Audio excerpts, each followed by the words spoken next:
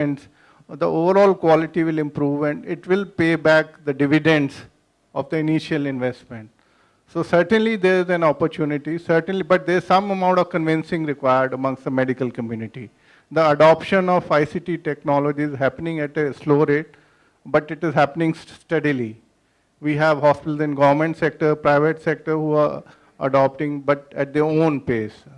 So that is the current situation, and I think there can be a lot of views and opinions on an issue like this.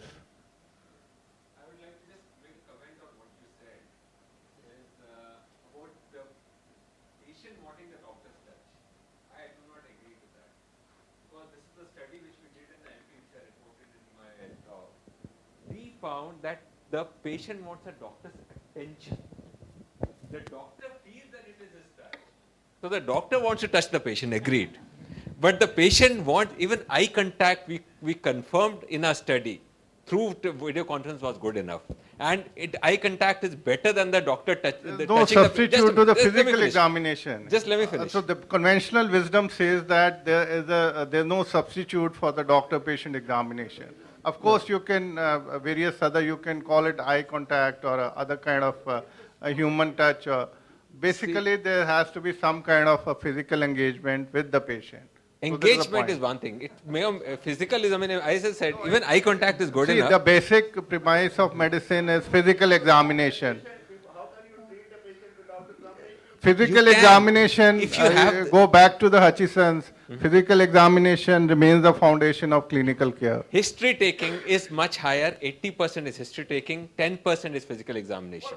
Okay, and a pulse, and lot of these things can tell you the pulse, they can tell you this thing, so a lot of physical examination is possible online. So let us not talk about that. Okay, what Dr. we found. Gogia, Yeah. I can tell you a lot of devices are coming which coupled with the mobile, will give you your all vital parameters. That's exactly what I'm saying. But I tell you, see, this is a very interesting stage in India. Already a very big corporate chain has, for first time, they are coming in a big way with the service provider to set up a commercial consultation route through mobile. Yeah. See, this has been launched a few months back. And we are eagerly waiting. You see, basically imagine, anytime a patient in need can call up or on his behalf. And you see, they are not, sometimes it's a call routed through a call center. But interestingly, they are using well-established algorithms based on the first symptoms, and the system generates further queries. And the advice is given. So, and moreover, see, this system has this one interesting thing which I find, inbuilt payment mode, a cost detected on a consultation. We will be eagerly waiting for such experiments, what are the outcomes?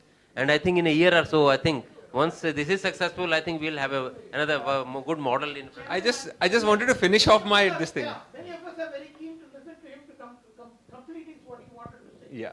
See, one of the things which I, as a clinician, have always heard complaints from a patient. Oh, he was examining, but he was talking on his mobile. See, he was touching him. But the talking on the mobile was more important because he didn't have the patient's attention. That is what the key I want to prove. No, the point is well taken. When I say physical contact or engagement, that doesn't mean you're looking this side, talking here. Are you busy on your mobile? Of course, those are big turnoffs. Anyhow, the point remains that notwithstanding these minor issues, may it be medical, legal, or the cost, and so many other issues which we have discussed today, information, communication, and telecommunication technologies are a big enabler. They are a big facilitator and a differentiator for delivery of quality healthcare. As of now, there's a great potential and they're being underutilized. We need to harness our technologies and all resources towards maximum utilization of these technologies. With this take-home message, I thank you all the audience for their interactive remarks and participation, and of course the panelists who shared their rich experience with all of us. And thanking you all very much, and we thank the organizers for giving us the forum for this opportunity. Thank you very much.